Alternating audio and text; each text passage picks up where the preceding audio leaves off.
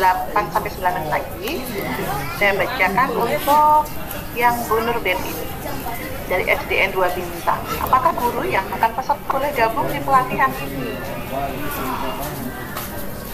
Kak, gini, kalau masuk ke dalam guru yang lain ya, contoh nih di satu sekolah itu yang ternyata yang bisa berkabar baru 10 misalnya, ternyata gurunya banyak dan teman-teman yang lain juga pengen belajar sama gitu ya. Untuk masuk ke sistem nggak bisa, sistem kan sudah didaftarkan secara by sistem, tetapi kalau mau tidak tatap mukanya, mau ditonton sama banyak orang, itu boleh saja ya, bagus malah ya, bagus malah. Jadi teman-teman yang lain juga update, kemudian materi-materi yang sudah di-download oleh misalnya oleh saya nih, saya guru nih, saya download kemudian saya belajar di bareng-bareng. Tapi ya itu dia, karena masuk ke sistem itu harus yang sudah terdaftar saja. Contohnya ini, nah peserta-peserta ini yang sudah terdaftar saja yang bisa masuk. Nah, ini yang sudah terdaftar. Ya, nah guru yang lain boleh, tapi tidak bisa masuk ke dalam-dalamnya. Mau login kayak gimana pun kalau belum didaftarkan belum bisa, nggak bisa masuk. Itu. Tapi kalau belajar bareng-bareng disarankan banget ya, apalagi dalam satu sekolah.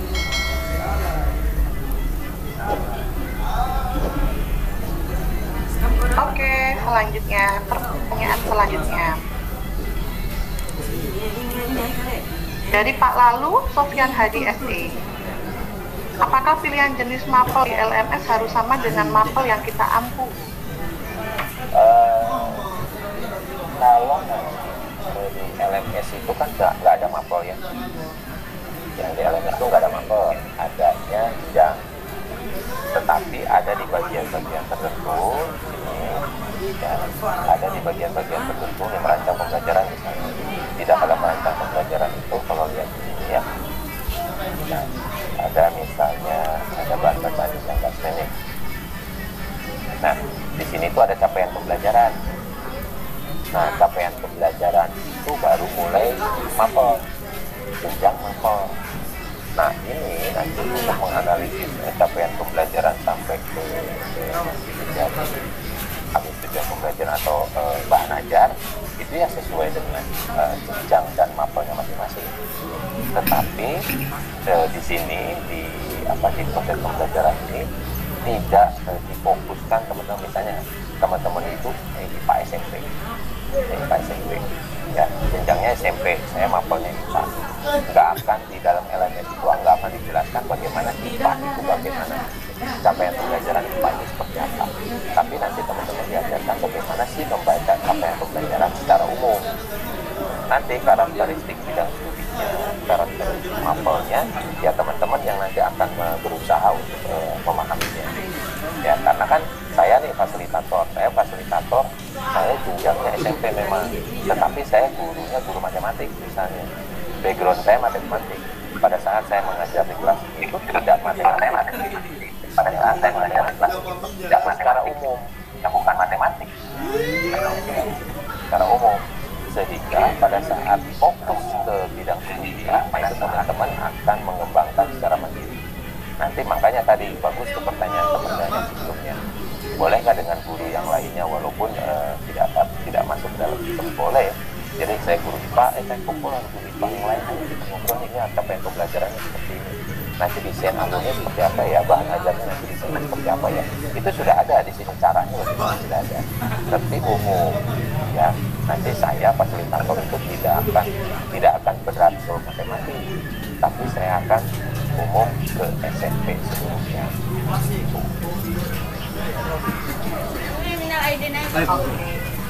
Terima kasih Pak Yogi atas pertanyaannya dari Pak Lalu.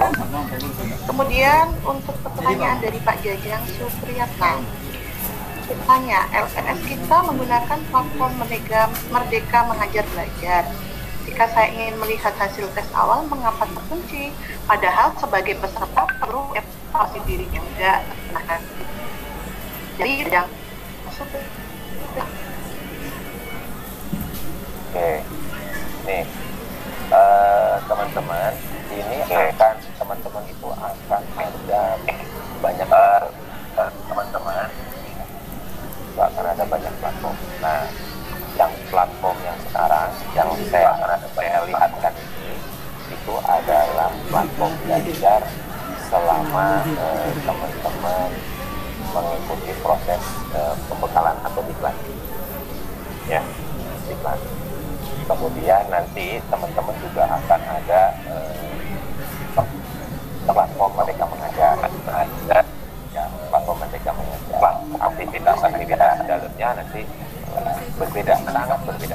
Kalau platform mereka mengajar ini adalah basisnya mandiri, ya, self learning, belajar secara mandiri, kolaboratifnya belum tercover dengan baik. Tetapi kalau teman-teman masuk di LMS di sini, yang platform belajar yang sudah kita lihat ini, itu platform belajar di mana nanti teman-teman belajar yang didampingi oleh fasilitator dan administrator. Dan di dalamnya ada kolaboratif learning.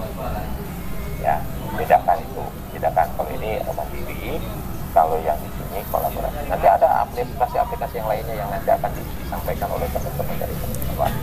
Itu akan disampaikan. Nah, kemudian kenapa sih kok pretestnya itu ditutup atau nanti post-testnya ditutup misalnya? Ya, karena begini. Jadi nanti teman-teman itu fokusnya hanya di pretestnya saja. Kalau pretestnya, oh saya satu set 30 soal, oh kok saya nilainya 20-30, kok saya 30, ya mikirinnya cuma itu terus. Jadi bagaimana caranya nanti post-testnya bisa bagus, nggak mikirin gimana prosesnya. Yang nanti akan ibu bapak pikirkan itu bagaimana meng-capture soal pretest, menjawab, ngumpul dengan teman-teman. Soal pretest yang kemarin kamu ini jawabannya apa? Oh ini harusnya jawabannya ini jawabannya ini jawabannya ini jawabannya ini. Nanti pada saat post-test jawabannya yang ini ya yang dipakai. Nanti arahnya akan ke sana. Itu yang kita tidak mau. Yang kita harapkan adalah proses bagaimana ibu bapak mengembangkan pengetahuan dan keterampilan ibu bapak melalui proses, di mana proses itu nanti didampingi oleh para fasilitator dengan menyampaikan substansi-substansi materi. Itu yang kita harapkan. Jadi jangan pernah mikirkan bentuk soal pretestnya seperti apa. Saya salah, saya benar. Ini yang nanti akan digerek naik ke post-test. Nanti yang dikejar malah post-test, bukan proses yang betul-betul dipahami. Kenapa itu kita tutup? Biar ibu bapak dan hasilnya akan lebih baik. Itu Mbak Evelina. Baik, terima kasih jawabannya dari Pak Yogi Riana. Selanjutnya ada pertanyaan menarik ini dari Bapak Abdul Lukman Saragih dari SDN Punguan Maulisi Tinjo Dairi Sumatera Utara. Apakah waktu ketika mengerjakan kuis akan berhenti jika terkendala jaringan internet? Terima kasih. Oke, pertanyaannya bagus. Jadi gini, pada saat teman-teman melaksanakan tes, mau tes awal, mau tes akhir, ya, pada saat set 30 soal, begitu teman-teman di sini, ya, waktunya teman-teman di sana. Nah, pada saat teman-teman mulai diklik ini, mengklik stem quiz, pada saat klik ini, ya, kemudian teman-teman di sini diklik start, ya, pada saat klik start, waktu akan berjalan. Mau dia putus di tengah jalan, mau tidak putus di tengah jalan, dia akan mulai waktu mulai start. Waktunya 1 jam. Ternyata 10 menit sudah putus, jaringan internetnya jelek. Ya, itu kan 1 jam nih. Putus. Atau karena crowdednya jaringan. Teman-teman jaringan di rumahnya itu tidak sekencang jaringan misalnya jaringan punyanya Mbak Alma misalnya, jaringan punyanya Mbak Alma kenceng banget di rumahnya. tapi jaringan saya crowded. Nah, makanya kita kasih ini. Jadi mulainya jam 12, tapi bisa sampai jam 12 malam. Maksudnya begini, mulainya itu boleh jam 12, boleh jam 1, boleh jam 2, boleh jam 3, asal jangan lebih dari jam 12 malam. Tuh. Kalau saya sarankan nyari waktu-waktu yang mereka mulai landai, misalnya jam-jam 4, jam 5 sore gitu ya, mulai jaringannya sudah mulai landai, istilahnya crowdednya udah mulai landai. Itu bagus di situ jam-jam itu. Atau pada saat putus jaringan, teman-teman pindah, ya, cari jaringan yang lebih baik, kemudian dapat lagi nih, sisanya ada setengah jam lagi, ya udah sisanya itu setengah jam lagi. Karena begitu stuck itu mulai. Tetapi kalau udah putus, blank, udah hilang, hubungi admin. Nanti admin akan melakukan override. Override itu misalnya Pak Saragi nanti akan diberikan 1 kali lagi kesempatan untuk melakukan tes, diulang tes. Yang lama gimana Pak? Reset.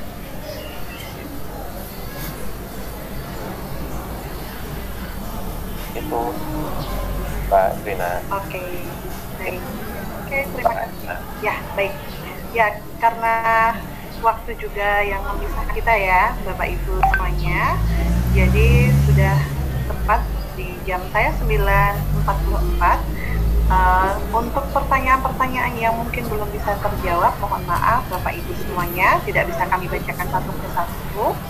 Dan tadi di chat itu sudah banyak yang menanyakan link presensi dan sudah dikirim oleh tim admin dari acara pada hari ini. Jadi Bapak Ibu silakan untuk bisa mengisi link presensi yang sudah di-share di kolom chat.